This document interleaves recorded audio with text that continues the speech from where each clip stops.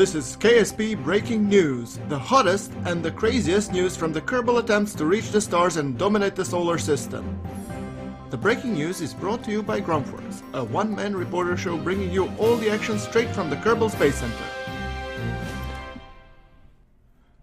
And in today's news, we have a new contract. For the sake of reason, we have decided to temporarily park the Explore Duna contract and go to plant a flag on Minmus. We have already been to Minmus, but hey, scientists have discovered that one more flag on Minmus couldn't be amiss.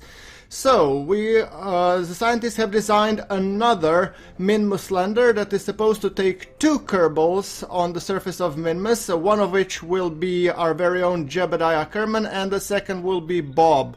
Why Bob, you may ask? Because he's a scientist, and he will help to reset and curate for all the experiments that will be done. If you want to see more of this lander being built, we recommend that you check next week's episode of Kerbal Engineering, where we will be going in depth on how to make this particular craft. Alright, the launch went rather smooth, and all the bugs pertaining to the previous launch and problems have gone. The craft consisted of two solid rocket boosters and one mainsail engine running the main stack. Jeb and Bob felt pretty confident in terms of running the whole operation, and they assure us that the previous launches went smooth, so should this one. As you can see, Jebediah and Bob, the booster separation went smoothly, and the rocket has successfully reached the apoapsis of 100 kilometers with a total of 1538 meters per second to circularize. With the mainsail running on top of the whole stack, the estimated circularization burn took roughly 22 seconds. Followed a series of the maneuvers that was to make sure that the craft is correctly aligned with Minmus. So a plane change, also tiny corrections, and after that a significant ejection burn was required in order to set the craft on its way to Minmus, which is what you are seeing at this very moment. Jeb and Bob with extended solar panels. Oh, look at that moon rising up. Isn't it glorious? 645 meters per second to burn, but no, we are not going to the moon. We are going to Minmus today. Eventually, the craft left the Kerbin's atmosphere, well, not the atmosphere, but its orbit, and proceeded on its merry way to Minmus, with the estimated rendezvous happening today, and we will be tucking into the live feed in a couple of minutes, where we will be following the craft on its landing towards Minmus. Here is the footage of the craft approaching the Minmus, with Jebediah at the helm and Bob just preparing to take some very important science measurements. Temperature scans, barometer readings, mystery goo. Mystery goo quite liked it, Minmus, because it's minty and green and looks like a big lollipop.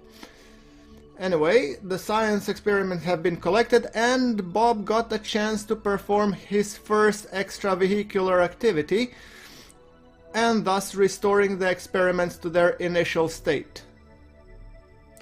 Bob, being a very skilled scientist, but still new at performing flips and astronomical, EVA maneuvers, it was his first foray into the EVAs. The craft then proceeded with aligning orbit retrograde relative to the Minmus and preparing for its orbital insertion burn.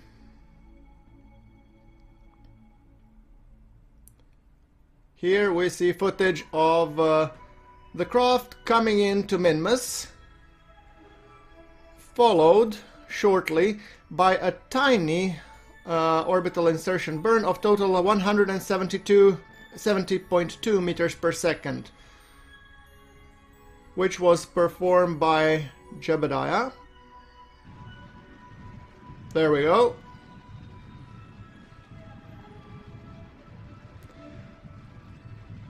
Perfect.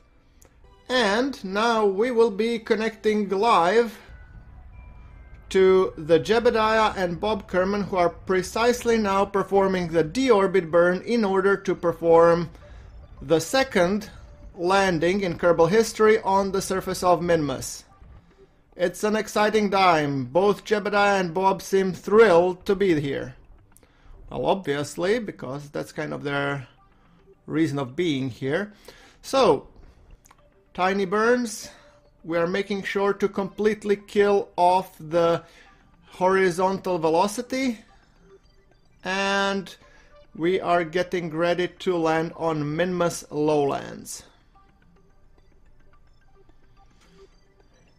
Jebediah, how are you feeling? Are you hyped? Well, you definitely look hyped. Alright, and as we descend, as we come closer, we will be dropping the transfer stage and just focus on the lander. Total surface velocity is 73.2 meters per second, but the powerful engines should have no problems burning off the excess velocity.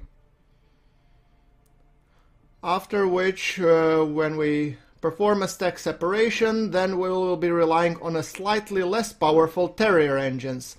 Terrier engines are designed to work very well in vacuum, so we expect to get a little bit less thrust to weight, but however Minmus gravity is so minuscule that it's really not an issue here. Getting ready for decoupling. Taking a screenie over there and... Alright. Perfect! Stack separation completely successfully completed, pardon.